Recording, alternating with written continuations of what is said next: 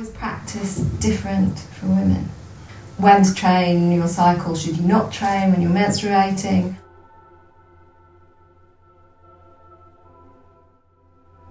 If you do well with your Qigong, you move more energy. And the more you move your energy, the more your blood circulates, the more your blood flows. So if your blood flows and you're training hard during menstruation, then that becomes a stronger flow. Yes? So the idea is that you, as you come towards your menstruation, you start to reduce how much you're training. You don't stop. If you're training daily, you're opening your body up on a regular basis, you're moving your blood, your qi, your body is releasing and opening, you're letting go of your tensions, all these things. And then, if you just suddenly stop, your body snaps back. So you don't want to stop suddenly, yes? Like a boxer trains up for the fight, and then he trains down after the fight. He gets prepared for that big fight, and it takes months to train up and get to peak performance. And then he trains back down afterwards. If he doesn't, then his body is going to just shut down so hard. And so he has to train down again to then his normal regular training.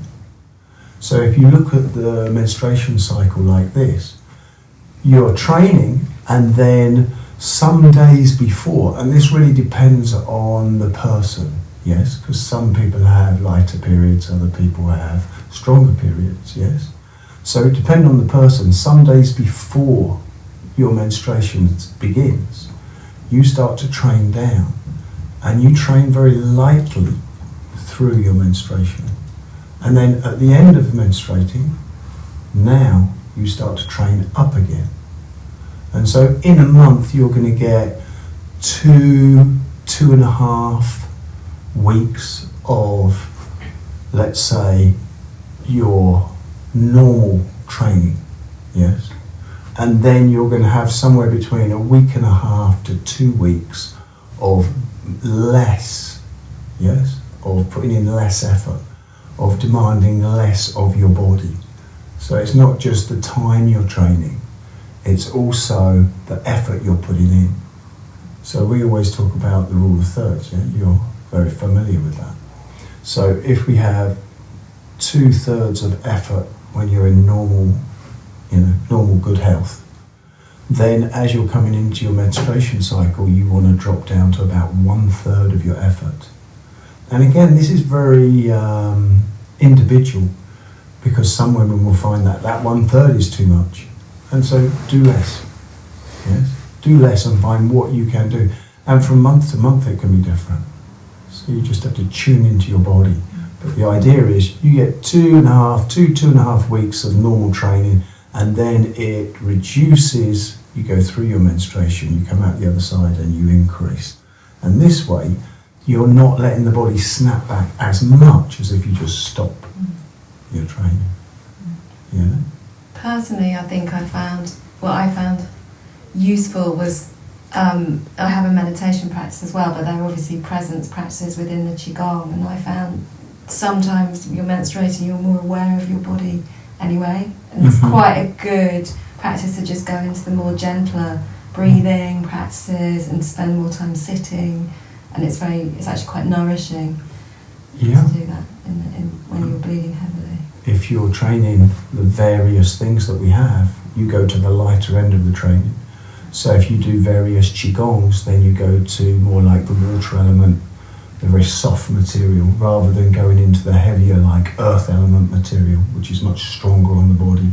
Our menstrual cycle kind of in sync with the moon, how the cycle of the moon. Do you think there's some correlation between Qigong and the kind of moon cycle, if you like? In our tradition, we have a whole thing about meditation practices around the full moon, because the energy of the moon is so strong at that point. The full moon brings a lot more energy. And I know some people say, oh, but the moon's always there and it's just, you're seeing more of it. But if you tune into the energy of the moon, and if you start working with the energy of the moon, it is way stronger on the full moon, yes?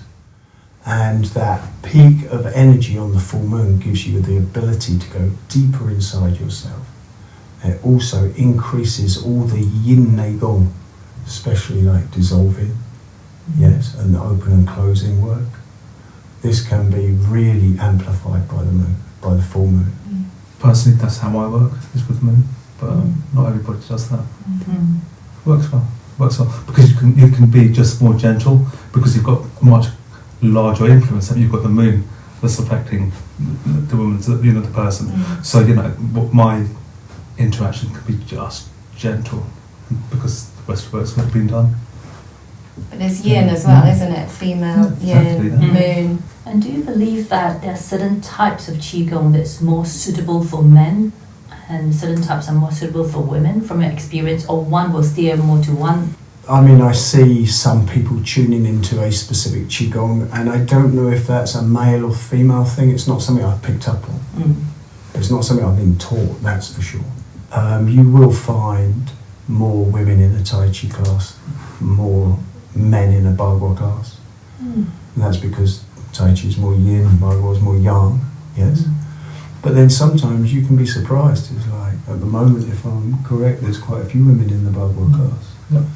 So you get trends. And also I noticed that it draws a lot of women kind of be 40s, 50 years old, we would say. So just interesting to see whether, maybe it's the kind of, probably like we will be going through perimenopause and stuff like that soon.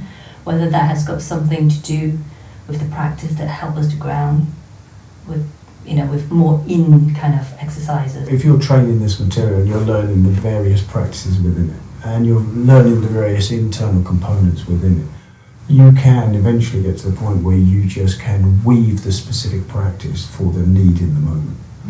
You may do a very simple movement, really focus on open and closing in a really soft way, just to let your energy and your blood move through your body and let everything go. You may just focus on dissolving and sinking. You may you may focus on really opening up the body, really stretching it out. If you feel kind of internally bound, you would open your system up. I think more so these days, women like us, when we have full-time job and with kids, so we need something to kind of slow it down. Yeah, for my emotional health, I needed that consistency, not just a Qigong practice, but a daily practice almost, a practice in life.